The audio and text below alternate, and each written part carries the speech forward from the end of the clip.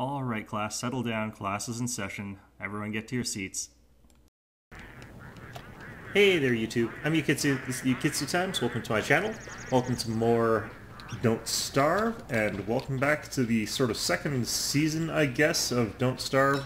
We're going to be talking a little bit today about how to sort of approach the new year and how things are changing, and how to take the changes that this game's been presenting into account as you play this game. So, one of the things that I've commented on before about this game and the way it works is that lately it's been less about just surviving on its own. And that's probably because the game as it is pretty much done as far as that goes. There's not a whole lot extra that they can do to the general survival aspect of this game, other than maybe try and make it harder, or they can add new little things to make your life more convenient. Personally, I would love it if they added a steam generator of some sort with electrical lights. I think that would probably be the most interesting thing, but that's my opinion. Anyway, beyond my opinion of the matter though, I think that there's a lot that this game can still offer, but there's only so much you can do to just survival and building, and that's sort of why Minecraft started introducing more interesting mobs and more interesting ways to battle mobs and those sort of enchantments and all that. So this game sort of is in that same place. It's where you don't really wants to be looking at the game just as a survival simulator, because if you do want to look at it just as a survival simulator, there's already a lot in here that should make you happy, that should make you want to play this game, because it's a lot of fun as a pure survival simulator. But for people who sort of get too used to it and find that sort of too easy, and they lose that sort of wonder and that challenge, and I think that this guide series is hopefully doing a good job of making that possible. Eventually you'll kind of get tired of playing the game in that way, so you'll find some other way to play it, and one of the best ways to do that is to add in sort of more adventure-y, combat-y things. So they've added in adventure mode. I'll go back to it later, but I still don't really like it. I don't think it meshes well with this style of game in particular. But that's just me, and that's just sort of the style of game that I play. I don't do combat, really. And when I do combat, it's with an incredible glut of pre-preparation. As you can see, I'm running around here in the pseudo-dark with a bug net, and that means I'm trying to catch these little firefly bastards here. And these fireflies, if you didn't know what they were for before, they're for making mining hats mostly. You can also make them into replenishable pumpkins that you can sort of construct over and over again abusively to make it so that you can sort of have an unlimited-ish light source, but light's so easy to come across in this game that I don't really see the point in that trick overly. Anyway, beyond that though, that means that we're going to be exploring ruins and caverns, and I think that this is sort of a better way to do adventure and combat in this game and survival in this game, since it's about sort of that same sort of paranoid pre-preparation instead of just blitzing through the stupid thing, hoping that you don't encounter anything too overpowered and likely to kill you. So I think that that addition to the game was okay. If you're, of course, not the sort of person who really likes that concept, doesn't really like going into these dungeons, into these dangerous places and getting killed, then you don't have to. There's nothing down there really that's essential to your survival. So if you do want to actually go adventuring down there, you want to be doing it because you enjoy doing it. It's not like, learning how to survive through the hound waves. That's the sort of bare minimum combat experience you need in this game, is that you have to at least know how to fend off hound waves. But other than that, once you've sort of got that figured out, you're pretty much well on your way to just coasting your way through as many days as humanly possible. I've seen people get up to like 1,000. There's no way I would ever actually play that long before I just decided, no, I don't want to keep going. And then I'd reset the game, and that's sort of how I enjoyed playing this. But now, Ruins and Caverns, I think, is sort of an interesting way, because it's still about that same sort of exploration in the early part of this game. It's still about preparing really well. It's about taking your time and going slowly, as opposed to the sort of nonsense that adventure mode was, where it was just sort of kind of a blitzy nonsense thing. Let's see here. Okay, so this inventory is a lot more full up than I thought it was. And it's because I've got a lot of useless crap that I don't really, strictly speaking, need to keep with me. I'll need that gold in a minute, but for now, let's just put that there. And let's take one of these with me, too.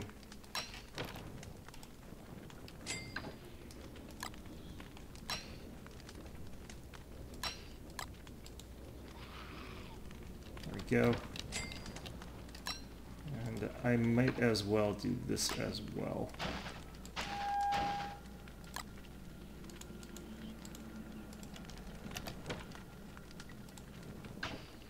There we go. Now, when you're out there hunting for fireflies, it's good to have the heat stone, even if it's summer, because then you can do it sort of like this, and you don't have to use a mining helmet.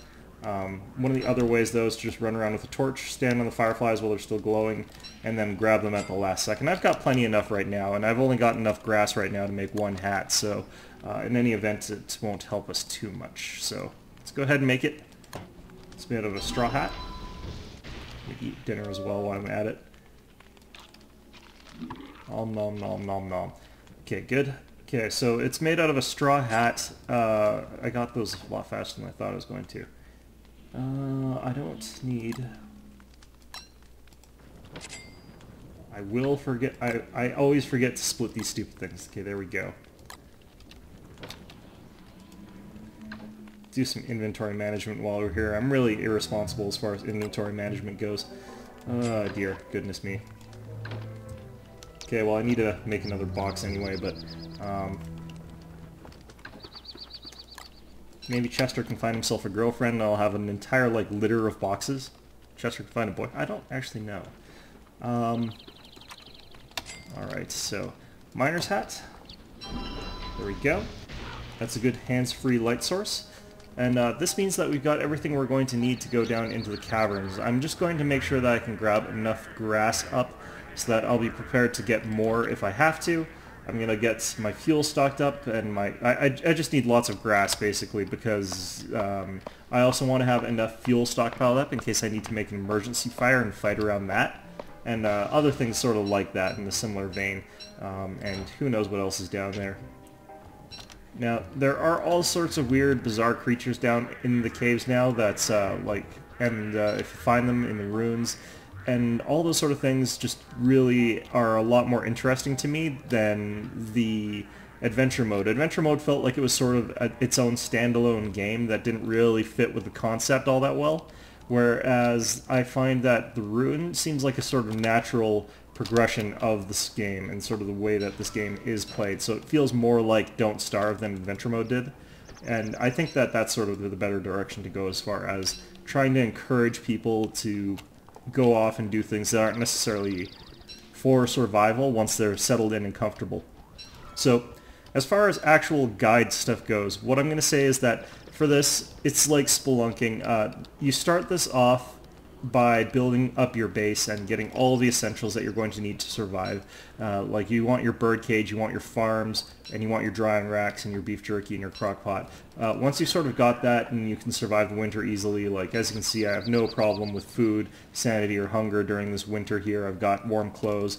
I've got lots of resources. In fact, I've got too many damn resources and not enough boxes to put them all in. I should actually go work on that. But once you're in that sort of position, you can start working on getting like weapons and tools so that you can more easily go out and conquer everything that you actually have to fight when you actually do have to fight it. So that's what we're doing right now. That's what we're working on. We're also got some rabbit traps out that I should check because I need to make a prestidigitator, which I haven't covered in my series because it's new. So we'll talk about that as well. But anyhow, the basic deal here is, though, even if you don't want to play this game necessarily for survival mode, I think that's highly recommended that you still do the basic motions for survival. Make sure that you have got a base that's going to provide you with food and warmth when you need it, and which is relatively safe refuge. And that way that you're going to be able to go in with all the best equipment and gear and not have to rely as much on luck or whatever. Because there are times when you're down there where what spawns nearby you will dictate whether you succeed or not. And that's if you go in unprepared. You can sometimes walk down into a ruin or a cavern with no gear whatsoever, and you'll be fine. There's just no spiders nearby you. There's tons of those little things that you can pick up that just give you, what's it called, that give you light, those little light bulbs all over the place, and you just have a really easy time. And other times you spawn in the middle of like 20 spider nests and instantly die. Either of those can happen. So by making sure that you've got all of the gear that you're going to want, you're setting yourself up for success when you decide to, if you do want to go adventuring, that you can go adventuring. So even if you just want to go right in there, beat stuff up, I mean, you can. It's not like you're losing a valuable save, but when you want to do that as sort of a longer term thing, you want to sort of succeed, survive, I would recommend that you go through my other guides and do exactly what I recommend sort of in those ones, because getting that base established just makes everything so much easier. There are only a few things left that I need to get personally before I'm ready to go in on my adventure. One of the other things I'll want to get is I want to go get some tentacle spike bats, but that's a little bit besides the point. Okay, I think it's getting too dark for me to continue adventuring like this, so I'm going to head back home. Another thing I have neglected to do this winter is I haven't really done any McTusk hunting, but it's not really... I don't think I've got any great opportunities to go McTusk hunting, and they never drop any of the good stuff anyway, although I would like a walking stick. Maybe I should go tomorrow and get a walking stick. But anyhow, other things that I should probably talk about, with the way things have changed a little bit, these are again sort of things that I'm not positive about, but I find that you don't quite need to get as many resources as I recommend in my initial guide. I'd still recommend you try to get them, but you can definitely survive with less. For example, I think I've got less drying racks here than I normally would recommend, but I don't think that you necessarily have to have all... oh crap, spiders.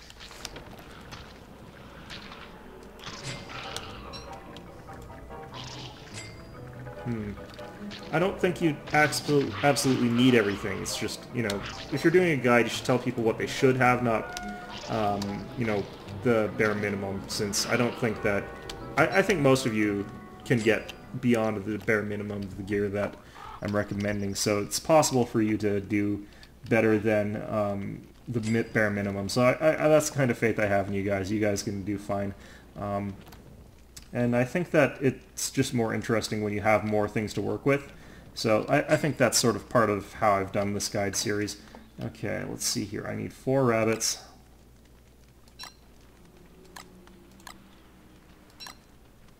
God, rabbits take up so much inventory space.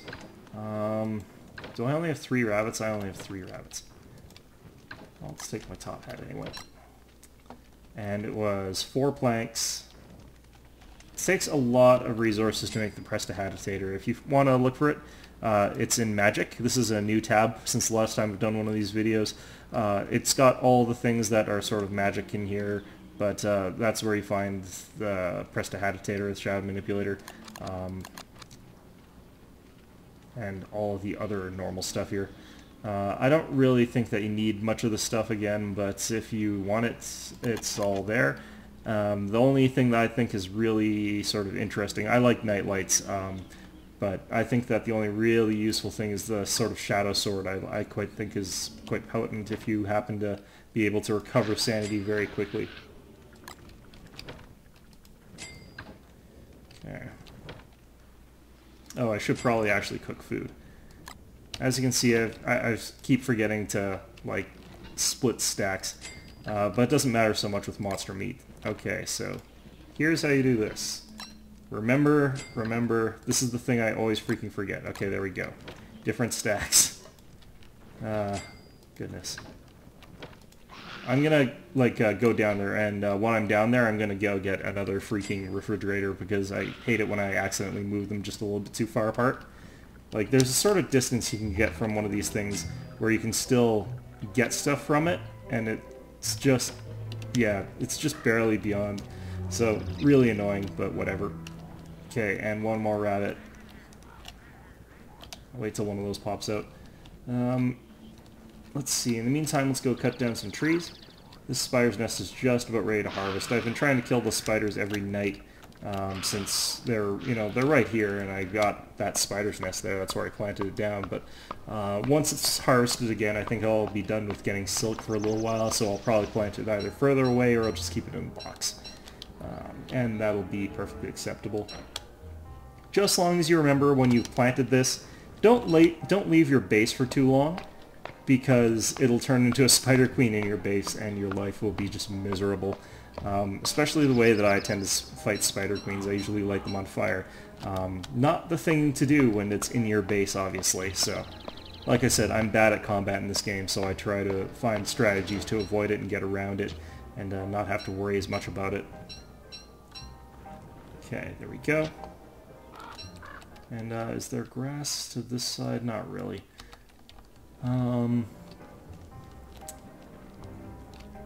Okay, so we need to make some boards. We'll go ahead and put away our gold. I'm not sure if I've got room for it. Good.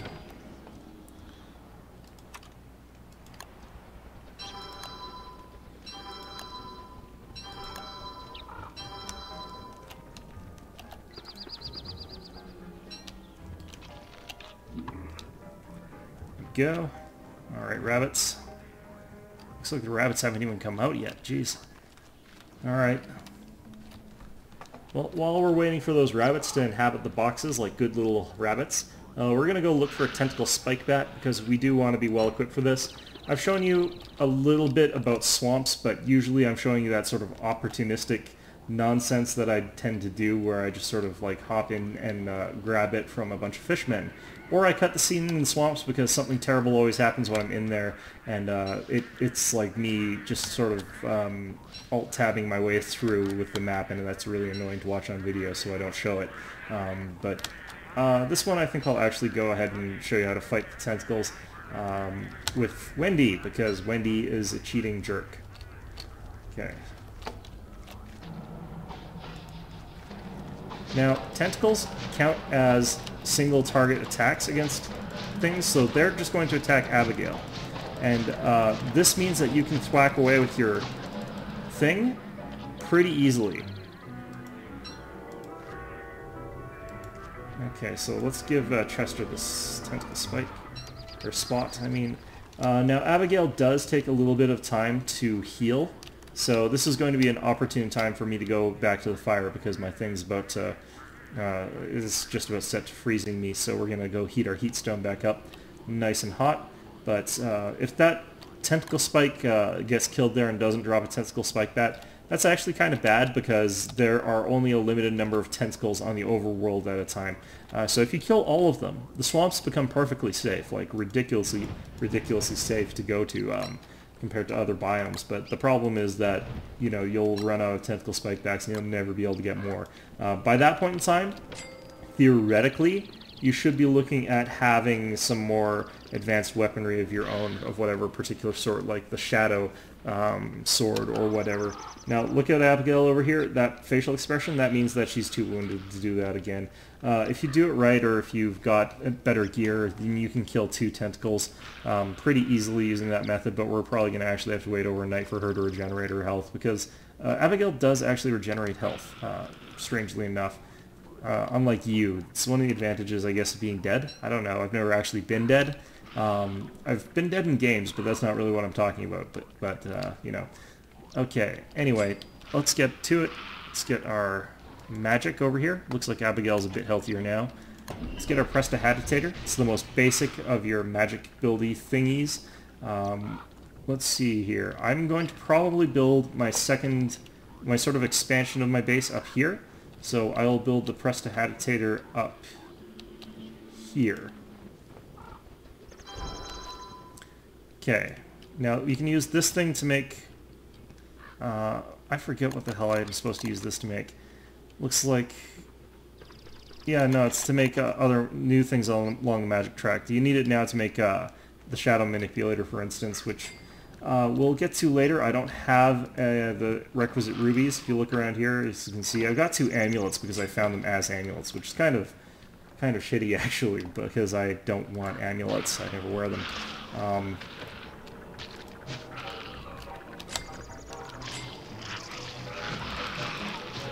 Gonna have to help Abigail out a little bit here. just because she was a little bit more injured than usual, but looks like she's fine. Okay, so...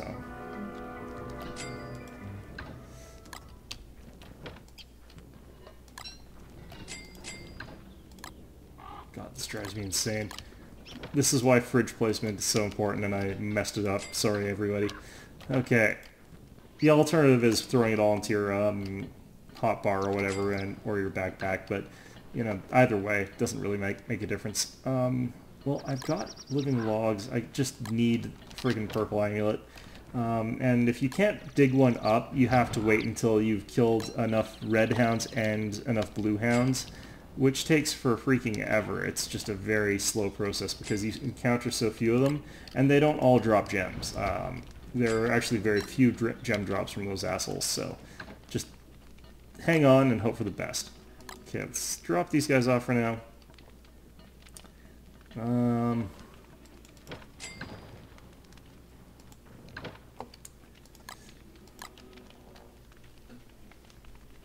Okay, our sanity's really high. Let's just take the beefalo hat out instead, and put away our winter hat for a little while. Look like something out of a Richard Wagner play. Our Christmas tree's dead. Oh no, that's a shame. Well, I'll wait until like spring comes around and then throw it out when it's all like really, really flammable instead of just like highly flammable.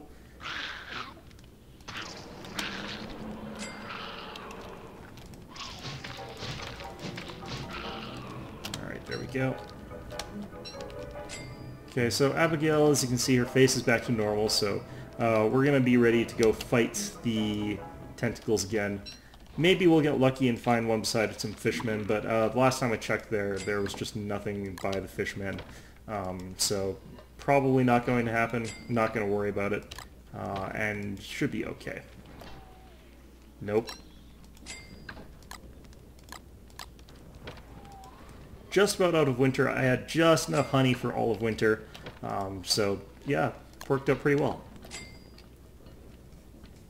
Of course, by the time this next summer goes through, I'll just have so much freaking honey by winter that I'll have to have another fridge just for honey.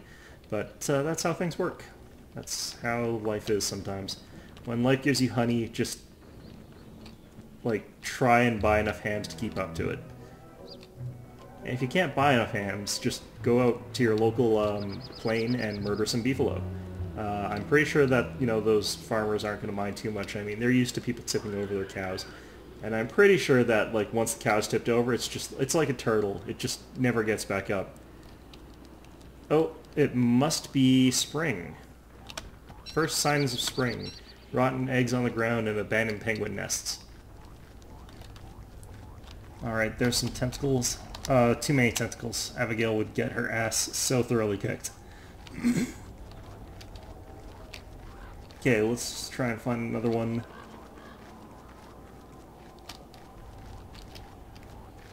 You can tell where a tentacle is because your sanity will start going down a little bit. That's one easy tell. See? Another way is, of course, that you'll slowly start to see the ground moving around. Oh, crap. Okay, well, Abigail got in the way, in case you didn't notice, so I kept clicking on Abigail. Not ideal, but we did get our tentacle spike, so mission accomplished. Rest in peace, Abigail, again, I guess. Back to the graveyard with you. But don't worry, we'll sacrifice her a nice, I'm not sure what, probably a rabbit again. I mean, we've still got the rabbit baskets. Where is the damn fishman from this place? Seriously.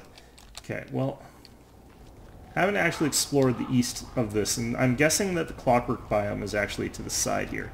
So we're going to see if we can find any, like, spiders' nests that are near these tentacles, or anything else that could potentially kill the tentacles for us. No, this just freaking ends. Fantastic. On the plus side, so does the ground frosts, which means that it is even closer to spring. Perfect. Okay, well, we're going to have to go down there with just one tentacle bat, but that's not too bad, really. I mean, it could be worse. So now that we've got that taken into consideration, next we're going to have to talk about armor. If you can build it, there are pretty good armors out there. The nightmare armor is okay if you happen to also have a top hat, but it's not ideal for underground, I don't think.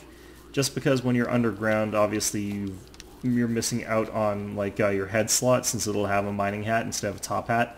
So it's not really that great. One of the most obvious ones, you'll want to have a pig helmet. That's really, really good for that time of year, or for that sort of thing. Oh, the berries are out too. Perfect. So, let's see here. I'll have my tentacle bat. Let's get this as well. I'm just getting this jerky harvested so that I have it to bring with me on my journey. Oops, no, I have to cook these first. Feeding birds raw eggs, just, yeah, that's kind of wrong. Anyway. Axe. I'm probably going to make log armor though, since, what was I talking about? Oh yeah, the nightmare armor, I think is what it's called. I can't really remember the name of it. It's made out of paper. That stuff I think is really quite good if you've got the ability to adjust your sanity really quickly, but that's harder to do underground because your sanity does go down faster. Obviously Wendy is a bit more resistant to that, but generally you still want to be able to manage your sanity quite well while you're down there. And you also don't really want to be worrying about having to eat beef jerky constantly, which is another thing that might happen if you're trying to just have that hat on. Oh, what the hell.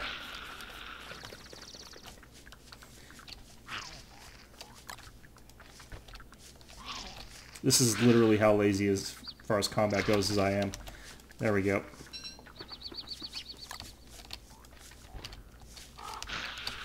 Yeah. Okay, there we go.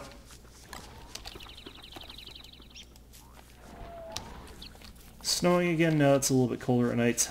The other types of armor, there's marble armor. I don't really like the marble armor personally because it does slow you down, but it is really good protection. And then of course the other ones are wood and straw armor, basically. I probably am going to rely on wood armor. Wood is a good, reliable, renewable thing, and it's good and sturdy without having to slow you down, and it's also sort of head-free since you don't need to put anything weird on your head to accommodate it. So I think that wood armor is sort of the best one for underground adventures, but you're free to use whichever one you think happens to be best for you. Some people I know don't really care about the mobility disadvantage when they're using the marble armor, so they'll wear that. I just happen to think that kiting is usually more valuable and that you should only be worrying about the armor for when you screw up something, or if you get cornered or something else really horrible happens like that. So that's my take on it. Of course, if you're not good at kiting, marble armor, probably a good investment if you're someone like Wolfgang in particular, someone who's beefier and can withstand the hits. That might be a good idea for you. But for me, wood armor is the best. Straw armor, obviously, only make it if you're underground. You can make straw armor entirely out of the things that you find underground. That's the advantage of the straw armor. So you can use that to compensate for having lousy armor. If you have to, make it on the fly if your good stuff breaks or whatever. So I'm going to go ahead and make myself a wood suit of armor. And I'm also going to make a whole bunch more planks because we kind of need to free up inventory space. And the reason for that is, obviously, if we're going underground or we're going exploring, we can't really bring all this with us because we can't bring a backpack. So we're going to go ahead and we're going to make ourselves that... well, let's make the armor first, I think. How much do we need? 2 rope. Okay.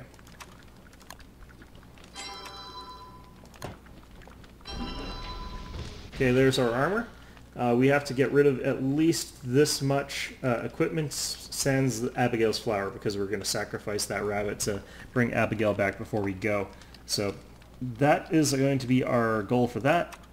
We still need to get more wood, though. It's been sort of something I've been trying to do a lot of while I've been talking at you guys. Okay, well, let's... No? Okay. What I probably won't need is the silk, so let's put that away right away. Okay, and that's all I can put away.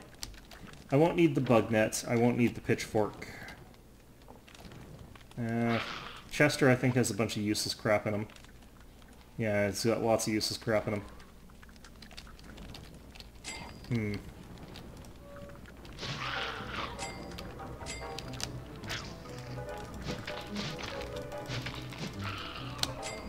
Damn. Okay, I don't need this. Let's put that away. Okay. I don't know if I'll need an axe down there. Sometimes I do, sometimes I don't. Well, I can bring the sticks and the flint down there because that also serves as sort of backup weapons. So that's always a good thing to bring along with you.